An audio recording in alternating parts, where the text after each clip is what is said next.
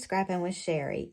I wanted to show you something today that I don't use very often, but I see some beautiful ideas with it, so I thought I would play around. It's the recipe template. Now, Creative Memories has several recipe templates, and this is June of 2023. There's actually a special going on right now with the Argyle recipe template, and you can buy one and get a different recipe template for free. And that's the reason that I got this Unbe-LEAF-able recipe template.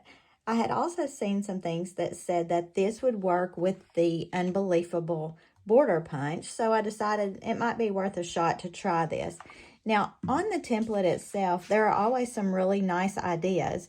Now, this one shows doing the outside, doing the corners in a different color, and then matting a large circular picture in the middle. That's beautiful. This shows just doing all the different squares. So when I get a recipe template, there are a few things that I always do. Now, this I learned from my upline, Nicole Sew, and that is when you get your recipe template, lay it down and actually trace it out on the back of the cover sheet. And I just did that with a pencil. You can do it with a Sharpie, whatever. But I trace it out, and I always put where the logo is because the logo is here. Now, on this template, it doesn't matter because the corners are all the same. But on some of the templates, that will matter so you don't get really confused. And then as I'm cutting out the pieces, I lay them directly onto the templates so I know where each piece goes when I start taping those down. Now, this was a page that I did using that template and using the Unbe-LEAF-able punch. Now, the first thing that I do when I'm looking at one of these recipe templates is try to determine what I could cut without having to trace and draw. Now, obviously, all of these squares are easy enough to cut out using your trimmer, your personal trimmer, your 12-inch trimmer. And I determined that the squares are all 2 1/8 inches.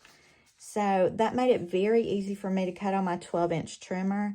I just cut a strip down to 2 1/8, and then I started cutting the squares from that. And once I cut the squares, all I had to do was lay them back down in the right spots, and the background was already done. Now, these parts I did have to trace and hand cut. This was not one of those things I sat down and did in 5 minutes. In fact, I left it laying on my table for at least one whole day, and I would just come through and cut a little bit here and there. But let me show you the easiest way to do these leaves around the outside edge.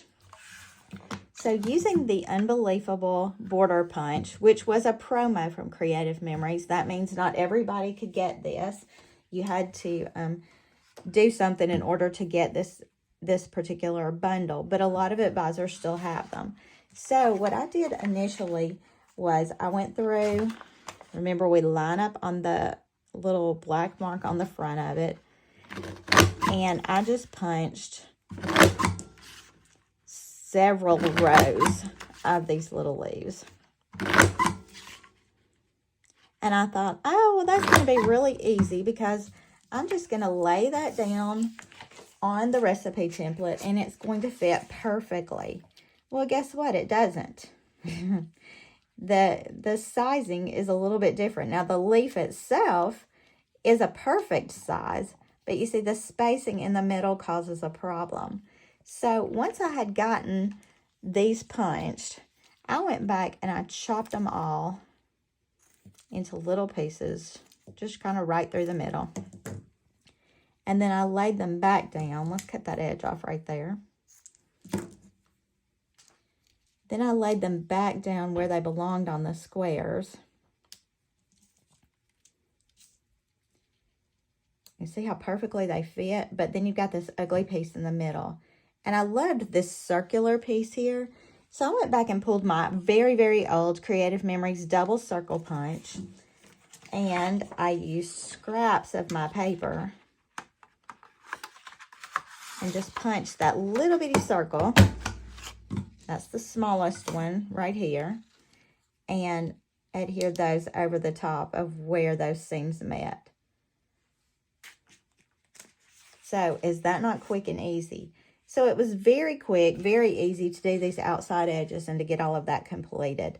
And then I just put those circles over the top to cover where things didn't match up exactly. Now, I only used 2 colors on this, but I have seen different ideas using multiple colors. You could go back and take the cutout pieces and fill in some of these holes in the leaves. There are a lot of things you could do with this template, but my biggest question from people is, what do you do to make that a 2-page spread? I mean, I would not want to do this 2 different times on facing pages. So when making my other side, I decided to go back and kind of make it an opposite. Instead of using this pretty green as the background, I used my brown as the background.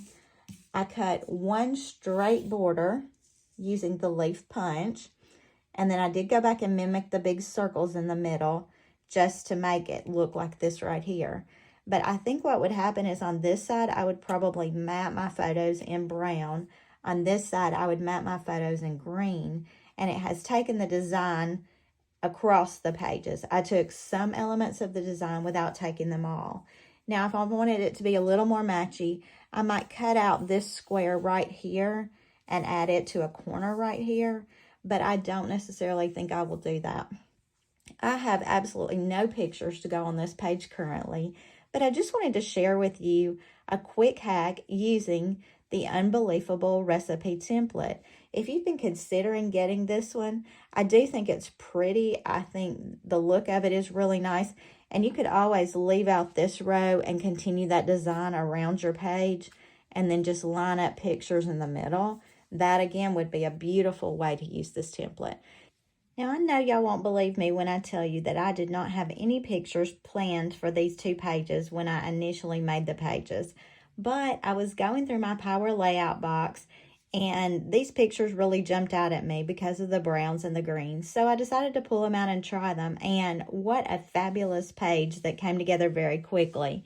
Now, this picture I had in a 5x7, so I just cut off some of the top of it. These were all 4x6.